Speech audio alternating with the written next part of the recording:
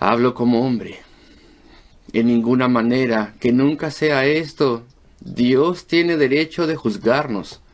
Bueno, las personas hoy en día no creen en el castigo. Estaba diciendo la última vez, este concepto se ha escapado del pensamiento. Las personas hacen cosas que son escandalosas y el público dice, pero es una buena persona, nos cae bien, déjalo en paz. Las personas no creen que tenga que haber una penalidad, un castigo. Piensan que eso hace que si Dios juzga al mundo, entonces esto le hace rencoroso y desagradable. Si Él juzgase al mundo, ese es un concepto negativo y están en contra de ello. El pecado de las personas ha llegado a ser tan arrogante hoy en día que incluso el castigo es convertido en algo pecaminoso. Y esta es la idea aquí. Está reflejado esto. Sí, si nuestra injusticia hace resaltar la justicia de Dios, ¿qué diremos? ¿Será injusto Dios que da castigo, que toma que toma revancha, que castiga? En ninguna manera. De otro modo, ¿cómo juzgaría Dios al mundo? Y parece que no es algo que concuerda con este razonamiento, pero sí, te explico. Tú quieres un día del juicio.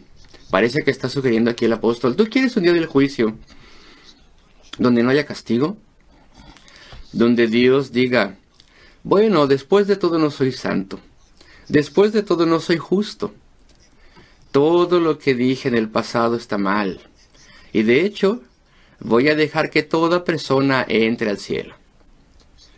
¿Eso es lo que queremos? ¿Quieres el cielo? ¿Quieres que el cielo sea como la tierra? ¿Quieres que todo pecado sea transferido y transportado al cielo? ¿Que sin ninguna puerta del cielo? ¿Sin ningún juicio? ¿Sin ninguna discriminación? ¿Eso es lo que quieres? ¿Qué concepto tan absurdo? ¿Quién estaría tan loco como para querer que el cielo eterno sea como la tierra? Lleno de telenovelas, chismes, calumnias, maldad y todas las cosas que el apóstol describe después. No. Cualquier persona, cristianos o no cristianos, cualquier persona que crea en la posibilidad del cielo, quiere que este sea un lugar puro, un lugar maravilloso, un lugar libre de la extorsión y de las cosas salvajes y la guerra y el egoísmo y las mentiras y el pecado. Toda persona con cualquier sentido común quiere que haya una puerta al cielo, una puerta y un juicio, y que el pecado sea castigado y rechazado y terminado. Y Dios, que juzgará al mundo, tiene todo derecho y todo el poder, y de hecho debe juzgar porque es de acuerdo a su naturaleza santa, debe juzgar al pecado. Entonces el apóstol da esta respuesta breve a esta idea impertinente. En ninguna manera, de otro modo, ¿cómo juzgaría Dios al mundo?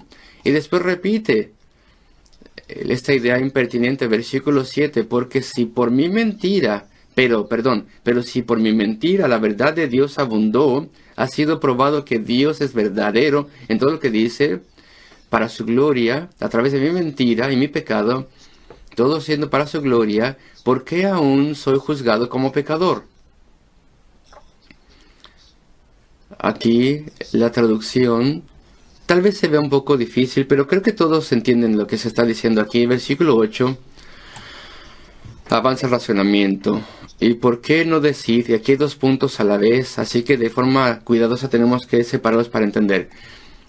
¿Y por qué no decir como se nos calumnia y como algunos cuya condenación es justa afirman de nosotros que nosotros decimos, hagamos males para que vengan bienes? Ellos que calumnian a los cristianos, es decir, es lo que estamos diciendo, calumnian a los cristianos. Separamos las ideas y el apóstol dice aquí, esas personas dicen, está bien, si Dios es glorificado, entonces no merecemos juicio y no es malo que las personas sean malvadas si Dios es probado que está en lo correcto, si es probado que está en lo correcto y por tanto glorificado. Este es un argumento similar a decir, hagamos males para que vengan bienes. Los cristianos eran acusados de decir que hagamos males para hagamos bienes, para que vengan bienes. Si nosotros decimos que la salvación está solo por gracia y no podemos ganar el cielo y no podemos guardar la ley de Dios, Por tanto, la salvación tiene que ser libre. No debo intentar obrar para asegurarme el cielo, sino más bien tengo que buscar el perdón libre. Dicen los sacerdotes de la Iglesia Católica Romana, eso es solamente alentar el pecado. Si puedo tener salvación sin ninguna obra, libremente, sin pagar nada, entonces eso me hace descuidado e indiferente al pecado. Es lo que dice la Iglesia Católica Romana, no tengo que intentarlo. Y eso no es verdad. El Evangelio no dice esto, porque lo que dice el Evangelio es sí, la salvación es verdad. Y no puedes ganarla, no puedes contribuir a tu salvación, pero una vez que eres salvo, entonces se te da un nuevo corazón y una nueva vida. Y entonces querrás guardar la ley de Dios y tendrás ese sentido de deuda para con Él, lo cual te hace que quieras guardar la ley y tendrás un nuevo corazón y una nueva actitud. Así que es calumnia decir que el Evangelio hace que las personas sean pecaminosas. Sin embargo, es correcto decir que la salvación debe ser libre. No puede ser ganada. Y en este versículo el apóstol lidia con dos cosas a la vez, pero quiero avanzar al versículo 9. ¿Qué pues? Estamos yendo a la conclusión ya. ¿Somos nosotros mejores que ellos? ¿De quién está hablando aquí el apóstol? ¿Nosotros? ¿Quién es nosotros? ¿Él mismo? Pues él era judío. Pero está diciendo nosotros, está incluyendo a los romanos, a quienes les está escribiendo esta carta.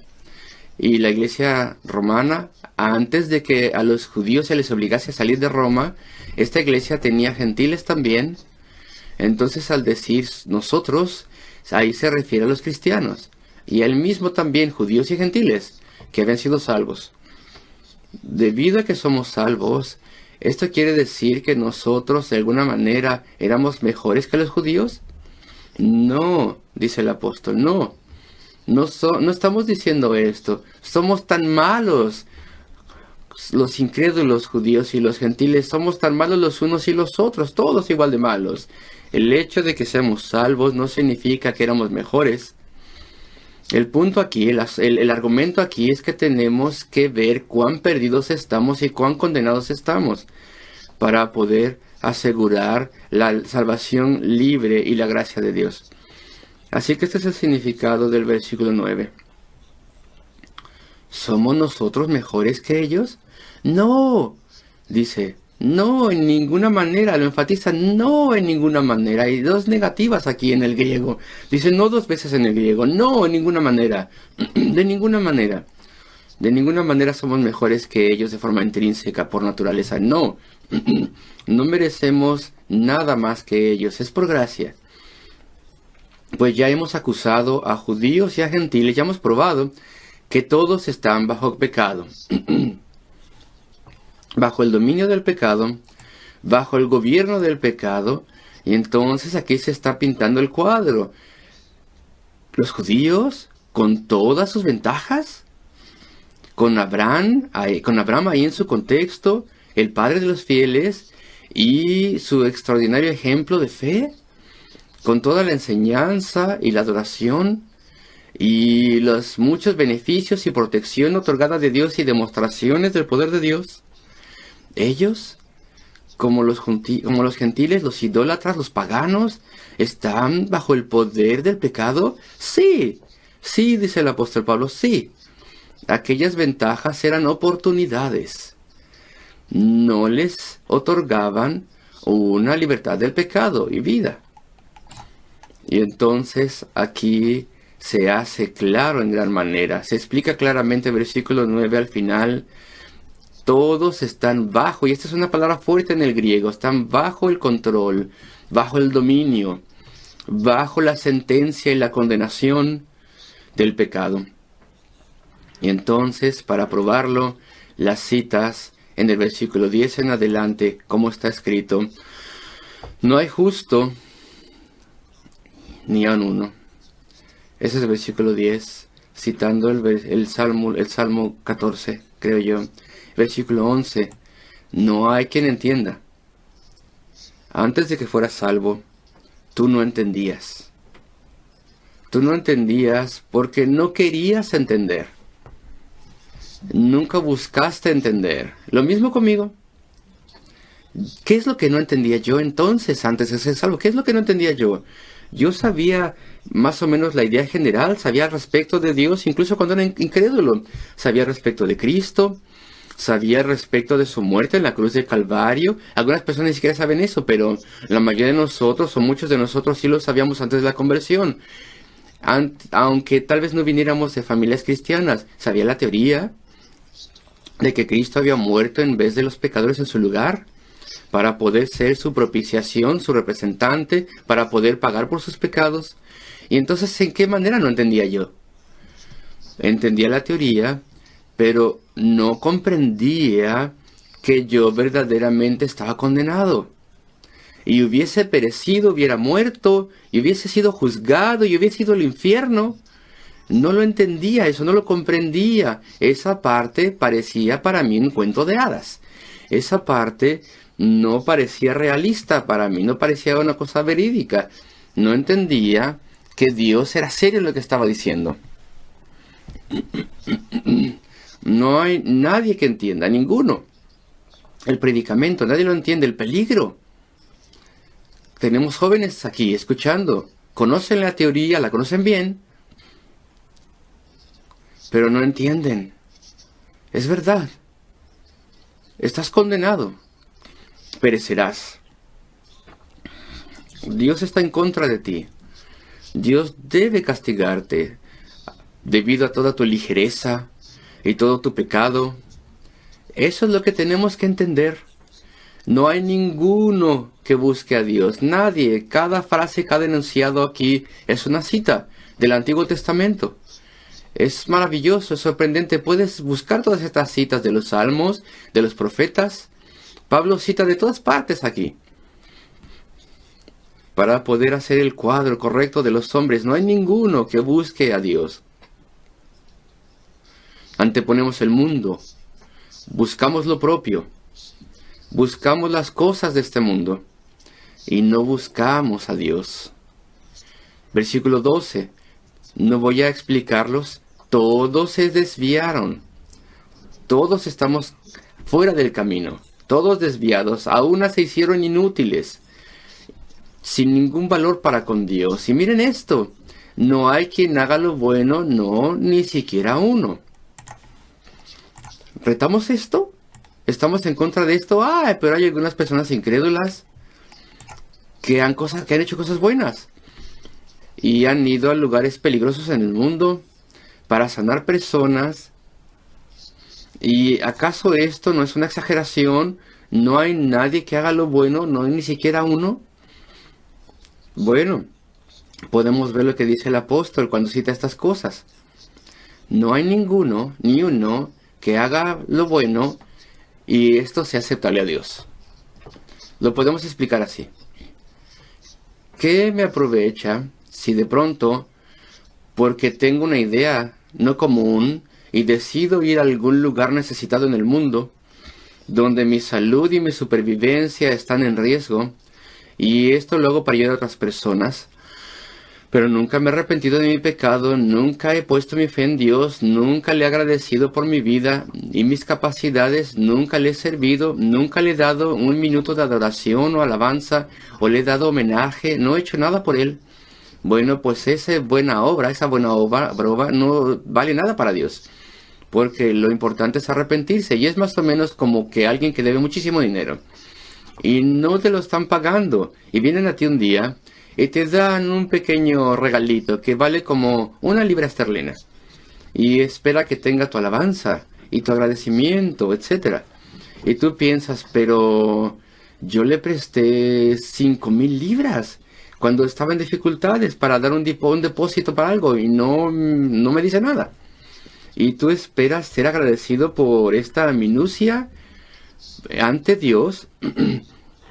No hay ninguno que haga lo bueno si primero no viene lo primero.